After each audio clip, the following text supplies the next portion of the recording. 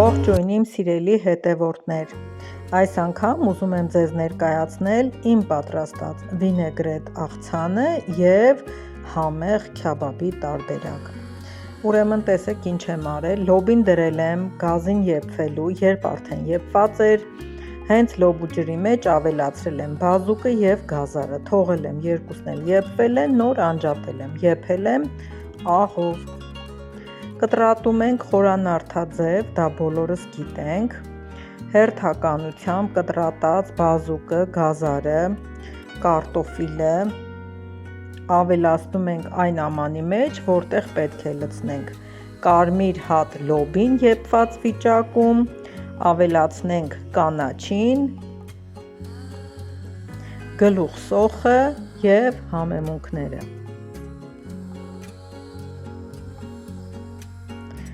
Համեմունքներից ավելացնում եմ կիտրոնի աղ, կարմիր պղպեղ, սև պղպեղ, մի փոքր աղ և բուսայուղ։ Ինչպես նկատեցիք, աղցանի մեջ թթու վարունգ չունեմ,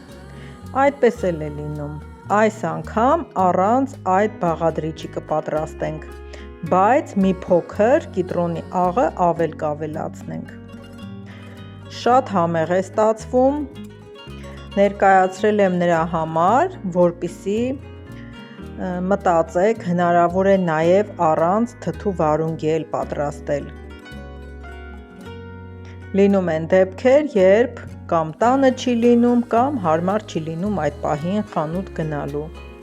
Այսքանը սիրելիներս, սա աղցանը։ Այս անգամ քաբաբի համար վերցրել եմ այսպիսի ոսկրահան արած հավ և ուզում եմ հենց դրանով պատրաստել, բայց ձեզ կներկայացնեմ նախորդ քյաբաբի պատրաստման տեսանյութից մի քանի հատված, որպեսզի այստեղ տեսնելով հասկանաք ինչպես եմ պատրաստել և այդ տեսանյութի հղումը կդնեմ այս տեսանյութի ներքևում։ Ինչպես տեսաք, միսը կտրատել եմ, լավ լվացել եմ, առնաջուրը դուրս է եկել և համեմում ենք այն բաղադրիչներով, որով որ պետք է քաբաբը շատ համեղ ստացվի։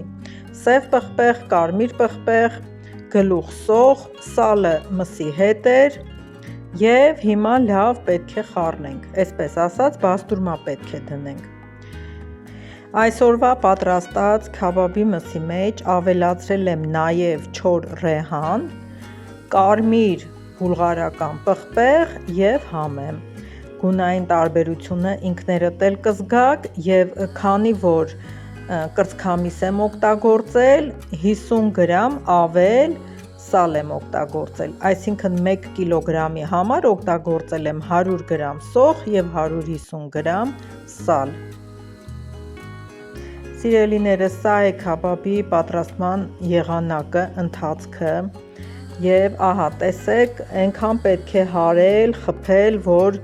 միսը դառնա հարթ և գնդվի, այսինքն ձեռքով վերևից պահելուց միսը ձեռքից չթափվի,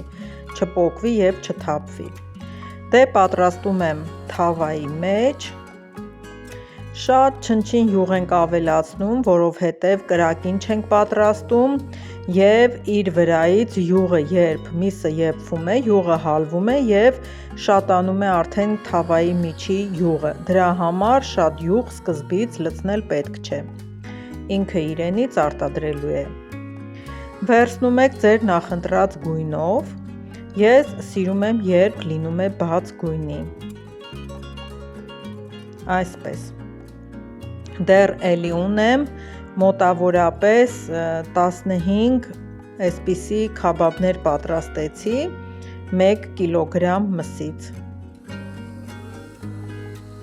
Հիմա կանաչ սոխն ու համեմն էլ կկտրատեմ վրան և